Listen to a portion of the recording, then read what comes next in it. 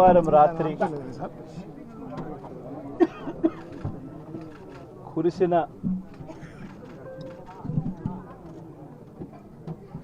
వర్షము, వడగళ్ళు, దానితో పాటు వచ్చిన గాలి, వీటి అన్నిటి కారణంగా దాదాపుగా 4,000 ఎకరాలు పంట నష్టం జరిగింది. ఈ లింగాల మండలంలోనే కోమనూతల, తాతిరెడ్డిపల్లి, చెర్లోపల్లి, ఎగోపల్లె, పార్నపల్లె, పక్కన అనంతపురం జిల్లాలోని నిర్జాంపల్లె అండ్ రాడితోట, దాదాపుగా ఇవన్నీ 4,000 ఎకరాలకు సంబంధించిన పంట నష్టం జరిగింది. ఇక్కడే ప్రభుత్వం అన్నది ఇక్కడే మానవత్వ దృక్పథంతో ఆలోచన చేయాల్సిన అవసరం ఉంది. ఎకరాకు పెట్టుబడి ఖర్చు కనీసం అంటే ₹1,50,000 పైసలకు మాటే. తీరా పంట చేతికొచ్చే సమయానికి పరిస్థితి ఈ మాదిరిగా ఉత్పన్నం కావడంతో దాదాపుగా రైతన్నలు 10 లక్షలు, 15 లక్షలు, 15 లక్షలు, 10 లక్షలు ఇవన్నీ కూడా నష్టపోయిన పరిస్థితులు చూస్తూ ఉన్నాం.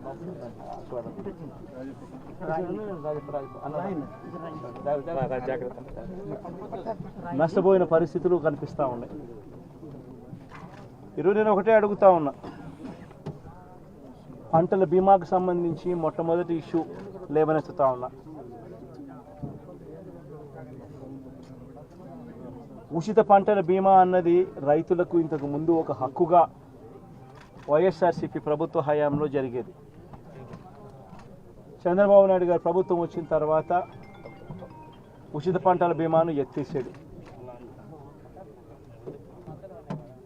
ఎత్తేయడం ఒక సిన్ అయితే, ఎత్తేయడం ఒక నేరం అయితే 2023-24కు సంబంధించిన ఖరీఫ్ అంటే 2023 జూన్లో వేసిన పంటలకు, ఖరీఫ్లో వేసిన పంటలకు 2024 మే జూన్ మాసంలో ఇన్సూరెన్స్ ప్రీమియం కట్టాలి. రాష్ట్ర ప్రభుత్వం తరఫున కట్టాల్సిన ఇన్సూరెన్స్ ప్రీమియం కట్టి ఉంటే 1,280 కోట్లు కట్టి ఉంటే 2023కు సంబంధించిన ఖరీఫ్కు సంబంధించిన రైతన్నలకు మేలు జరిగి ఉండేది. చంద్రబాబు నాయుడు గారు అధికారంలోకి వచ్చాడు. వచ్చిన వెంటనే తాను 2023-24కు సంబంధించిన ఖరీఫ్ సంబంధించిన ప్రీమియం సొమ్మును ఎగరగొట్టేశాడు కట్టకుండా. దానివల్ల ఆ 1,280 కోట్ల రూపాయలు కట్టని కారణం వల్ల 2023 ఖరీఫ్ పంట వేసిన రైతన్నకు తీవ్ర నష్టం జరిగింది. మళ్ళీ ఈరోజు 2024 ఖరీఫ్ పంటకు సంబంధించిన విషయాలు మనం ప్రస్తావిస్తూ ఉన్నాం. ఈరోజు 2024 ఖరీఫ్కు సంబంధించిన ఇన్సూరెన్స్ ప్రీమియం కూడా కనీసం ఈ మేలో చంద్రబాబు నాయుడు గారు అనే వ్యక్తి కట్టేందుకు ఒత్తిడి తీసుకొచ్చే కార్యక్రమం ఏం చేస్తూ ఉన్నాం. కనీసం కడితే కొద్దో గొప్ప అన్నా, కనీసం కొద్దో గొప్ప ఊరటన్నా ఉంటుందేమో అని. రెండో విషయం, ఇన్సూరెన్స్ ప్రీమియం అనేది ఏమిటి? ఈ మనిషి ఏ దాని కోసం కట్టించుకున్నాడు? అసలు ఉచిత పంటల బీమా కింద, ఈ క్రాప్ కింద వీళ్ళందరికీ ఉచిత పంటల బీమా అనేది ఉందా లేదా? మీరు ఇచ్చిన జీవో చూస్తే ఫేస్ట్ మేనర్లో తీసేస్తున్నామన్నారు. మరి ఫేస్ట్ మేనర్లో తీసే కార్యక్రమం జరుగుతూ ఉన్నప్పుడు ఇక్కడ ఉందా లేదా? అది కూడా ఒక క్వశ్చన్ మార్క్ పరిస్థితిలోనే తీసుకొచ్చే కార్యక్రమం చేస్తూ ఉన్నారు. నేను ఒకటి చెప్తా ఉన్నా, చంద్రబాబు నాయుడు గారి పుణ్యాన ఇప్పటికే పంటలు నష్టపోయాయి.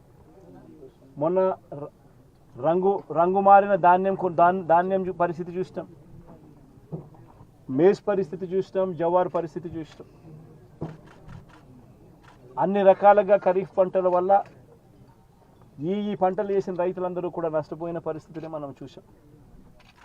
2013 ఖరీఫ్లో అదే జరిగింది, 2024 ఖరీఫ్కు సంబంధించి 2023 ఖరీఫ్లో ఇదే జరిగింది, 2024 ఖరీఫ్కు సంబంధించిన ఈ పంటలకు సంబంధించిన పరిస్థితి కూడా అగమ్యగోచరంగానే కనిపిస్తూ ఉంది. సో వెంటనే ప్రభుత్వం అన్నది మానవతా దృక్పథంతో స్పందించాల్సిన అవసరం ఉంది. ప్రభుత్వం అన్నది కట్టాల్సిన ఇన్సూరెన్స్ ప్రీమియం ఖచ్చితంగా కట్టాల్సిన అవసరం ఉంది. ఎవరైనా కూడా ఇన్సూరెన్స్ కట్టలేదు అన్న పరిస్థితి ఉత్పన్నం కాకూడదు. ఈ క్రాప్ అనేది మీ ఇష్టం వచ్చినట్టుగా ఇష్టం వచ్చినట్టుగా మీరు నిర్వహిస్తూ ఉన్న పరిస్థితుల మధ్య ఖచ్చితంగా ప్రతి రైతును కూడా నమోదు చేసి ఖచ్చితంగా ఇన్సూరెన్స్ వచ్చేట్టుగా గట్టిగా ప్రెజర్ పెట్టే కార్యక్రమం ఖచ్చితంగా ప్రభుత్వం ముందుకు రావాలి.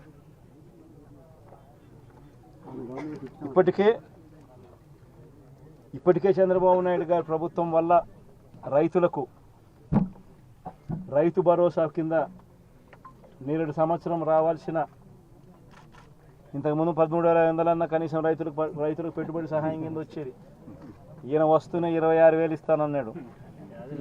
26,000 రూపాయల 26,000 కనీసం 20 రూపాయలు కూడా ఇలా.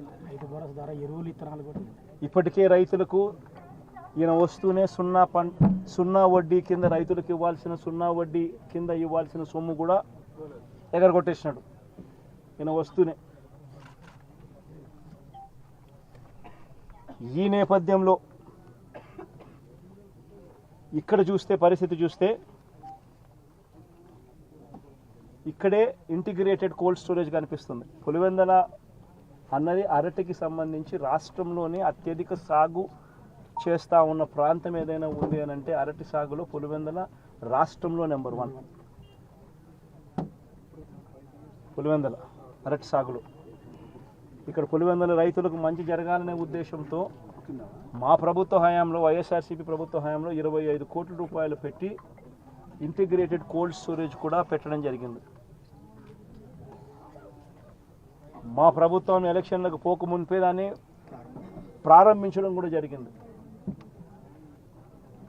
ఎంత దారుణమైన పరిస్థితి ప్రభుత్వంలో ఉంది అని అంటే కనీసం దానికి యూజర్ ఏజెన్సీని టెండర్ పిలిచి యూజర్ ఏజెన్సీని ఐడెంటిఫై చేసి యూజర్ ఏజెన్సీకి దాన్ని అప్పచెప్పి కనీసం దాన్ని వాడుకలేకి కూడా ఈ ప్రభుత్వం తీసుకొని రాకుండా ఈ ప్రభుత్వం నడిపిస్తూ ఉంది అని అంటే వీళ్ళకి రైతుల మీద ఎంత కపట ప్రేమ ఉంది అని చెప్పడానికి ఇంతకన్నా నిదర్శనం అవసరం.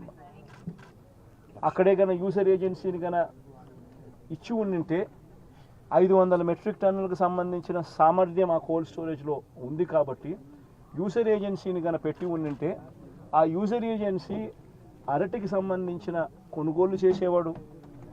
వీళ్ళు రైతన్నలు ఆ యూజర్ ఏజెన్సీ అక్కడ పనిచేస్తూ ఉంది కాబట్టి వీళ్ళైనా కూడా అక్కడ పెట్టుకునే పరిస్థితి ఉండేది. మా ప్రభుత్వ హయాంలో ఏ రకంగా ఎక్స్పోర్ట్ చేసినాము 2 కంటైనర్లను పెట్టి అరటికి సంబంధించి అవి ఇంకా ప్రోత్సహించబడేటివి. ఈరోజు చూస్తే ఎంత దారుణమైన పరిస్థితి అని అంటే ఒకవైపున రైతుల పరిస్థితి ఈ వర్షాల వల్ల ఈ గాలుల వల్ల ఇటువంటి దారుణమైన పరిస్థితి ఒకవైపున ఉంటే మరోవైపున రేటు చూస్తామా అంటే నెల కిందట 26,000 పలికిన రేటు ఈరోజు 9,000 రూపాయలకు పడిపోయిన పరిస్థితులు చూస్తూ ఉన్నాం. 9,000 కూడా కాదు, ఇంకా 9,000 కూడా కాదు సార్, ఇంకా తక్కువ అంటున్నారు. వ్యాపారస్తులు ఎంత అంటే బండి పంపరు సార్. ఈరోజు 9,000 కాదు 6,000 అని చెప్తున్నారు రైతులందరూ. ధర పడిపోయిన పరిస్థితులు కనిపిస్తూ ఉన్నాయి. మరి రాష్ట్ర ప్రభుత్వం అన్నది రైతును ఎక్కడ పట్టించుకుంటా ఉంది అని అడుగుతా ఉన్నా. ఇట్లా మిర్చి పంట అయినా అదే పరిస్థితి, ధాన్యం కొనుగోలైనా అదే పరిస్థితి. 300 నుంచి 400 రూపాయలు పర్ టన్ను రైతు నష్టపోయిన పరిస్థితి. మిర్చికి 11,800 రూపాయలు కొనుగోలు చేస్తామన్నారు. ఇంతవరకు 1 కేజీ కొనుగోలు చేయాలి ఒక రైతు దగ్గర నుంచి. పెసర పరిస్థితి అదే, శనగల పరిస్థితి అంతే, మినుముల పరిస్థితి అంతే, కందుల పరిస్థితి అంతే. ఏ పంటకు ఈరోజు కనీస గిట్టుబాటు ధర రాని పరిస్థితిలో ఈరోజు రైతన్న వ్యవసాయం చేస్తూ ఉన్నాడు. రైతన్నలకు చీనీ చెట్లకు సంబంధించి గతంలో ఎప్పుడు చూడని రేటు వైఎస్ఆర్సీపీ హయాంలో రేట్లు వస్తే టన్ను లక్ష రూపాయలు 75,000 రూపాయలు అమ్మిన రోజుల నుంచి చూస్తే సూట్ అనేది లేకోకుండా, కమిషన్ అనేది లేకుండా కొనుగోలు చేసే పరిస్థితి గతంలో ఉంటే ఈరోజు 23,000, 15,000, 18,000. కోవిడ్ టైంలో లారీలు డీజిల్ మనమే పెట్టి రైతులకు డైరెక్ట్ అకౌంట్ వేసినాం సార్. 12 కోట్ల రూపాయలు రైతులు డైరెక్ట్. అరటి రేటు మన కోవిడ్ లో కొనేంత రేటు ఉంది సార్. లారీలు మనమే పెట్టి దారుణంగా ఉన్న పరిస్థితి. నేనైతే ఒకటి చెప్తా ఉన్నా, ఈ 4,000 ఎకరాలకు సంబంధించిన ఈ ప్రతి రైతన్నకు నేను ఒకటే భరోసా ఇస్తా ఉన్నా. ఈ ప్రభుత్వం మీద ఒత్తిడి తీసుకొచ్చే కార్యక్రమం జరిగేందుకే, చేసేందుకే ఈరోజు నా ఈ పర్యటన. ఈ పెద్ద మనిషి చంద్రబాబు నాయుడు గారు రైతులకు ఇవ్వాల్సిన ఇన్పుట్ సబ్సిడీ ఖచ్చితంగా ఇవ్వాలి, ఇన్సూరెన్స్ సొమ్ము కూడా ఖచ్చితంగా రైతులకు అందరికీ కూడా రావాలి. ఏ రైతన్నకు కూడా ఇవి రాని పరిస్థితి ఎక్కడైనా ఉంది అని అంటే మాత్రం ప్రతి రైతన్నకు నేను ఒకటే చెప్తా ఉన్నా, కళ్ళు మూసుకుంటే సంవత్సరం అయిపోయింది, ఇంకా కళ్ళు మూసుకుంటే మరో 3 ఏళ్ళు ఓపిక పట్టండి. వచ్చేది మన ప్రభుత్వమే. మన ప్రభుత్వం వచ్చిన ఒక నెలకే ప్రతి రైతన్న ముఖంలో సంతోషాన్ని చూసేటట్టుగా వాళ్ళకి రాని ఇన్సూరెన్స్ను ఇప్పిస్తా, ఇప్పుడున్న ఇన్పుట్ సబ్సిడీ ఇస్తాను. ఇవ్వడమే కాకుండా ప్రతి రైతన్నకు 2023లో ఏ రకంగా ప్రతి రైతన్నకు 50,000 రూపాయలు మళ్ళీ ఇచ్చినట్టుగా ఆ డబ్బు కూడా మళ్ళీ ఇచ్చే కార్యక్రమం కూడా ఖచ్చితంగా రైతన్నకు. ప్రతి రైతన్నకు నేను భరోసా ఇచ్చి నేను ఈ విషయం చెప్తా ఉన్నా. వైఎస్ఆర్సీపీ పార్టీ తరఫున నష్టపోయిన రైతన్నలకు కూడా ఖచ్చితంగా పార్టీ అంతో ఇంతో, అధికారంలో మనం లేము, ప్రతిపక్షంలో మనం ఉన్నాం, అంతో ఇంతో చేసే కార్యక్రమం మాత్రం ఖచ్చితంగా చేస్తాం. అది రాబోయే రోజుల్లో అవినాష్తో నేను మాట్లాడుకొని అవినాష్ ప్రతి రైతుకు మేలు జరిగేట్టుగా, ఎంతో కొంత మేలు జరిగేట్టుగా అవినాష్ ద్వారా అది చేయించే కార్యక్రమం కూడా చేస్తాం.